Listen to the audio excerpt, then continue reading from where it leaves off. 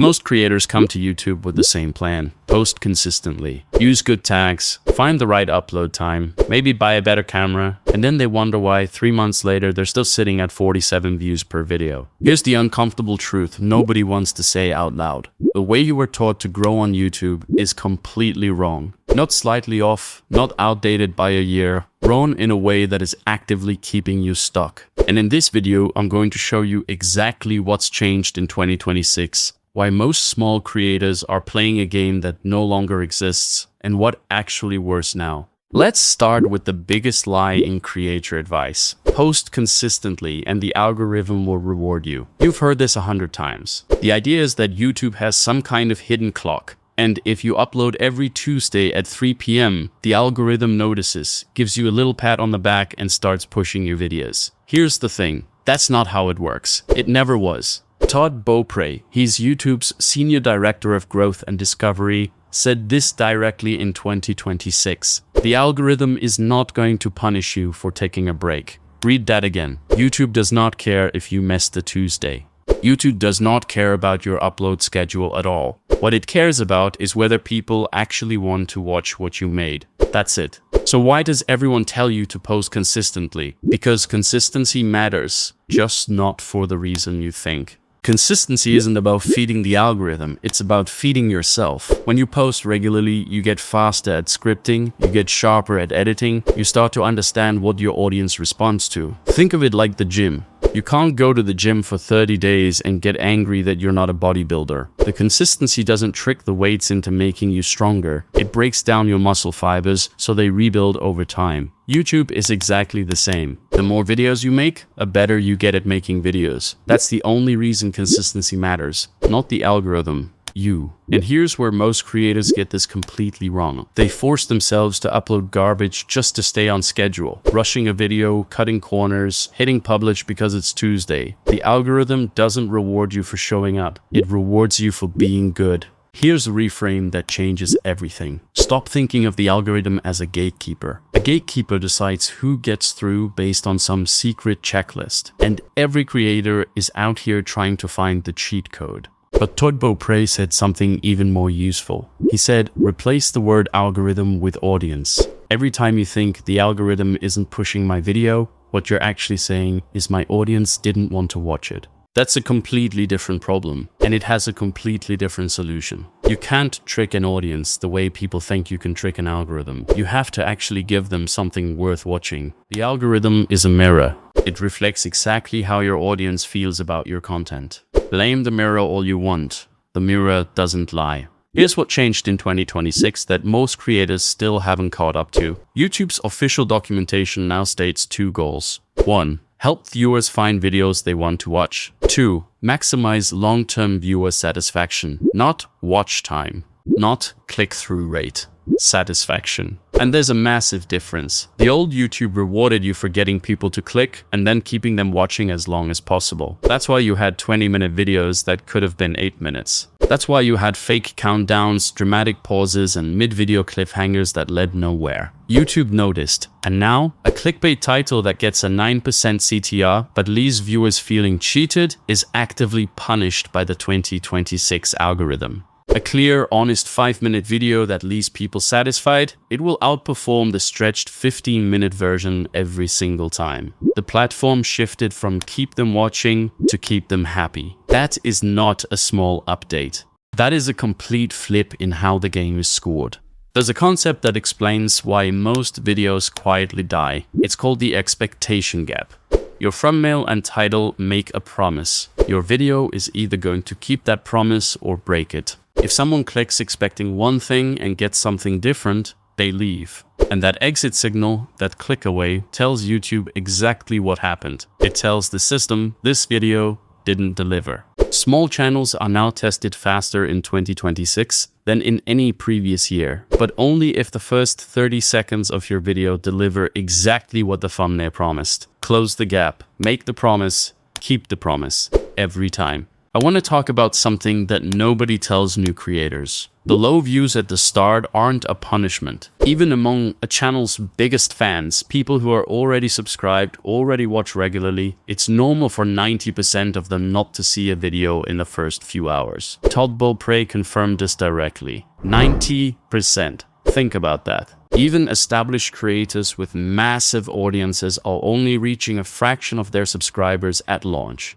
For a small creator, low views aren't a sign that something is broken. They're the algorithm gathering its baseline data. Think of it as a calibration phase. YouTube is running micro tests, showing your video to small batches of people, watching how they respond. Over time, if the response is good, the batches get bigger. But here's the part that kills most people. They see 14 views after 48 hours and they quit, right before the calibration could even finish. Let's talk about the real reason people quit. It's not the low views. Low views are survivable. You know what isn't? Posting about something you don't care about and still getting low views. That combination is lethal. If you're chasing a niche because you saw a video saying it has low competition and you don't actually care about that topic, your audience will feel it. Your voice will have no energy, your script will have no depth. Your editing will be lazy because you're not excited to even open the file. And then when that video gets 14 views, you're not just disappointed, you're embarrassed. You worked on something you didn't even like and it still flopped. That's when people delete their channel. But here's the counterpoint people always throw out. What about the creators who blew up fast? They didn't have years of passion. Sure, those people exist. What you don't see is the 3 failed channels they ran before this one.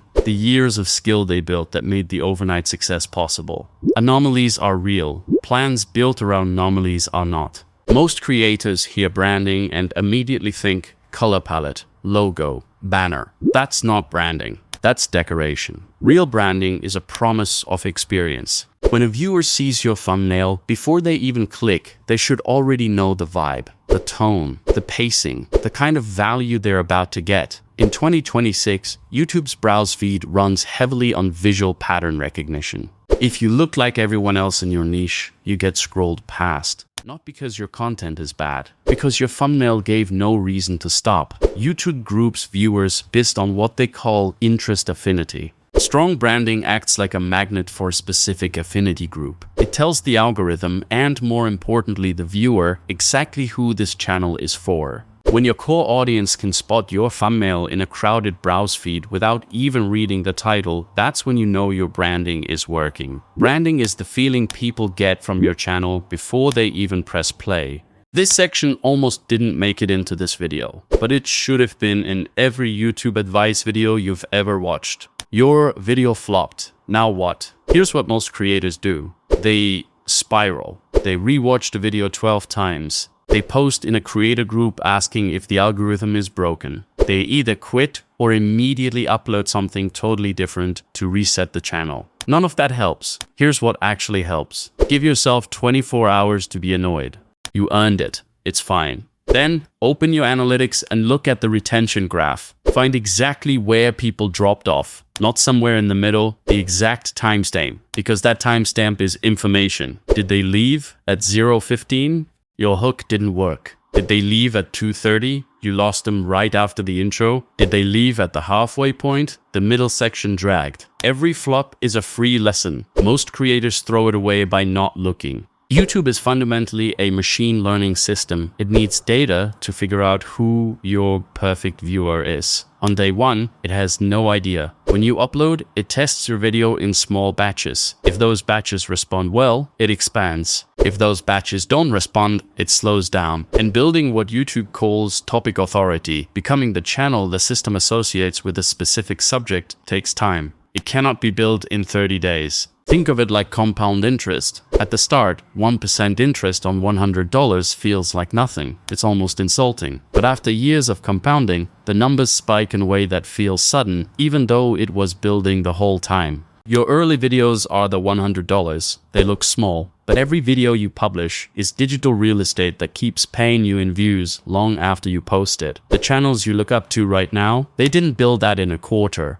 They built it one video at a time for longer than felt comfortable. Before you publish your next video, I want you to do one thing. I made a free YouTube video scorecard. It's in the description below. It's a simple checklist. 5 zones. Takes about 2 minutes. Click zone, hook zone, retention zone, value zone, signal zone. Score your video before you publish it. If you score low in one zone, fix that zone before it goes live. That's it. Free. In the description. Go grab it.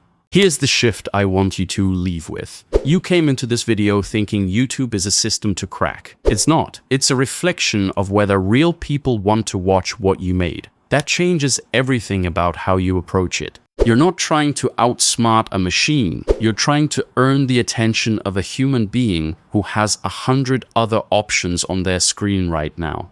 When you make something worth watching, something honest, something clear, something that actually delivers on what you promised, the algorithm isn't the obstacle anymore. It becomes the megaphone. Now here's the thing.